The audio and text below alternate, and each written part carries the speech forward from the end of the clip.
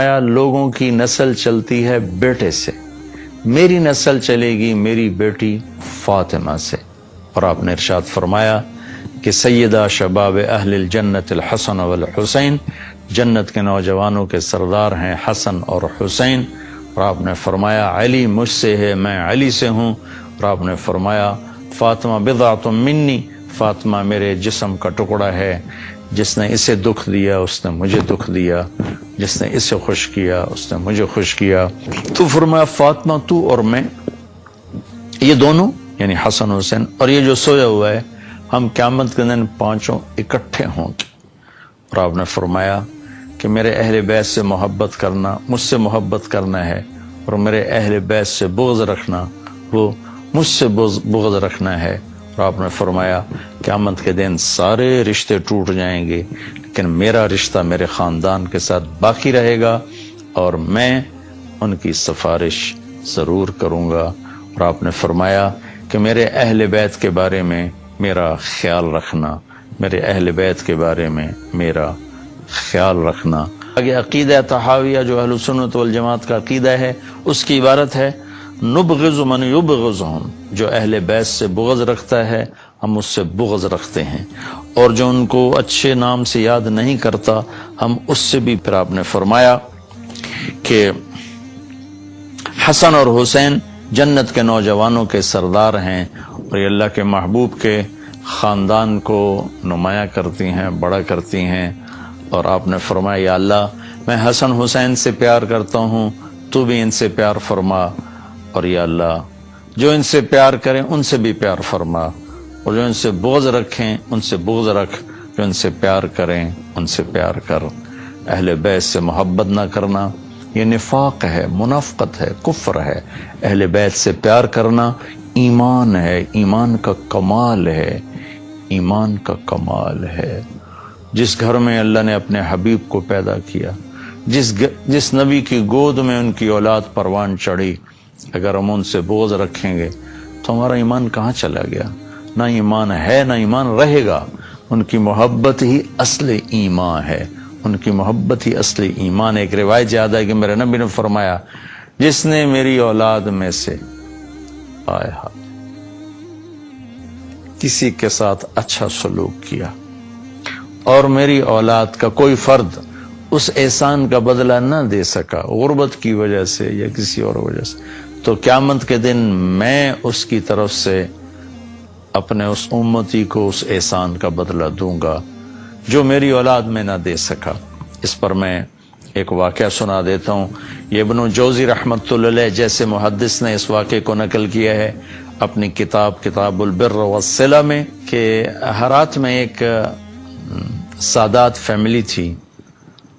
وہ خاتون جوانی میں بیوہ ہو گئیں، بچیاں تھیں، تنگ دستی آئی تو انہوں نے سمرقند کی طرف ہجرت فرما لی،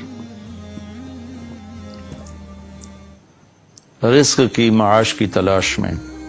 وہاں پہنچی تو پوچھا کوئی یہاں سردار، کوئی سخی، چونکہ نووارد تھیں تو لوگوں نے بتایا کہ ایک تو یہاں مسلمان بڑا سردار ہے اور پورے علاقے کا رئیس ہے، اور ایک یہاں آگ کا پجاری آتش پرست ہے، وہ بھی بڑا رئیس، بڑا سخی مالدار ہے۔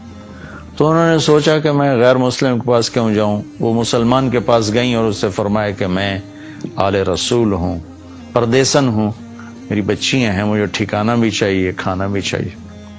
وہ سردار کہنے لگے تیرے پاس کوئی، عام طور پر جو اہل البیت ہے ان کے پاس لکھا ہوا نسب نامہ ہوتا ہے، میں نے کئی گھرانوں میں ماشاءاللہ دیکھا اللہ کے رسول تک ان کے سارے آبا کے نام لکھے ہوئے۔ تو کہا تیرے پاس کوئی سند ہے؟ اس نے کہا بھائی میں تو پردیسی ہوں، غربت کی ماری میں کہاں سے سند دکھاؤں۔ تو وہ کہنے لگا یہاں تو پھر ہر دوسرا آدمی کہتا ہے میں سید ہوں، آل رسول ہوں۔ تو اس نے کوئی اچھا جواب نہیں دیا۔ تو وہ وہاں سے آئیں اور اس آتش پرست کے پاس گئیں، وہ جو آگ کا پجاری تھا، اور اپنا تعارف کروایا۔ اس نے فوراً اپنی بیگم کو ساتھ بھیجا اور کہا کہ جاؤ ان کی بچیوں کو لے کر آؤ۔ جہاں انہوں نے کہیں ٹھہرایا ہوا تھا ان کو لے کر آئے، سرد رات تھی، ان کو کھانا کھلایا، سلا دیا۔ رات کو مسلمان سردار نے خواب دیکھا کہ اللہ تعالیٰ کے محبوب صلی اللہ علیہ وسلم جنت میں ایک خوبصورت سونے کا محل ہے، اس کے دروازے پر کھڑے ہیں۔ یہ عرض کرتا ہے یا رسول اللہ یہ محل کس کا ہے؟ تو آپ نے فرمایا یہ ایک مسلمان کا ہے۔ تو وہ کہنے لگے یا رسول اللہ مسلمان تو میں بھی ہوں۔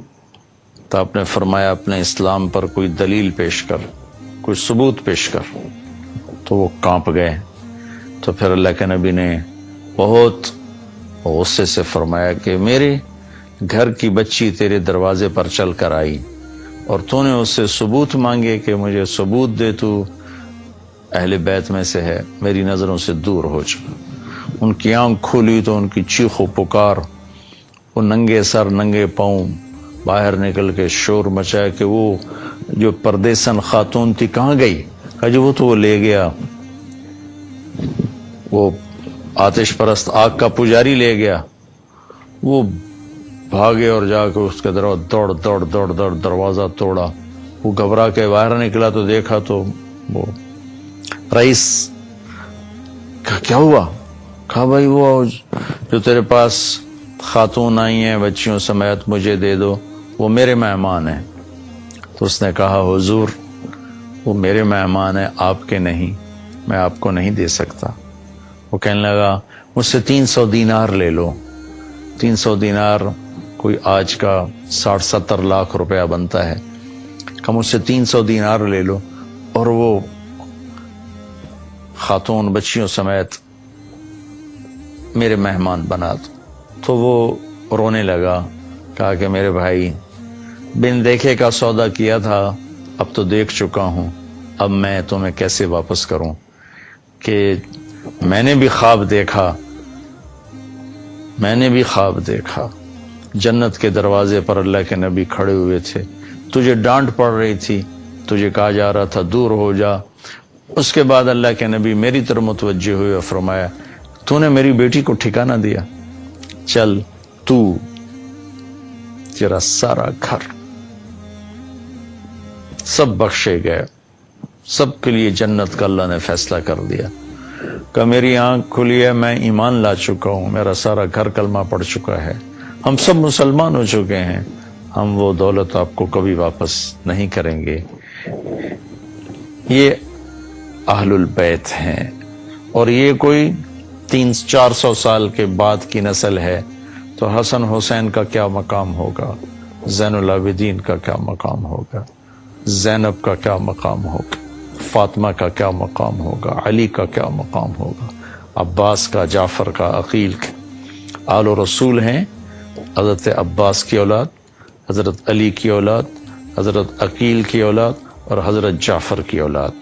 ان 4 حضرات کی اولاد کو آل رسول کہا جاتا ہے، اور پھر اس میں سب سے عالی شان ہیں جن کا سلسلہ حضرت حسن حسین یعنی حضرت فاطمہ سے چلا۔ حضرت علی رضی اللہ تعالیٰ عنہ کے حضرت فاطمہ کے بعد آپ نے 7 شادیاں اور کی، ان سے بھی آپ کی اولاد ہے، وہ بھی اہل البیت ہیں، چونکہ حضرت علی کی اولاد ہیں، ان پہ بھی صدقہ حرام ہے۔ لیکن جو مقام حسن حسین کو حاصل ہے جناب فاطمہ رضی اللہ تعالیٰ عنہ اور جناب رسول اللہ صلی اللہ تعالی وسلم کی نسبت، وہ اور کسی کو حاصل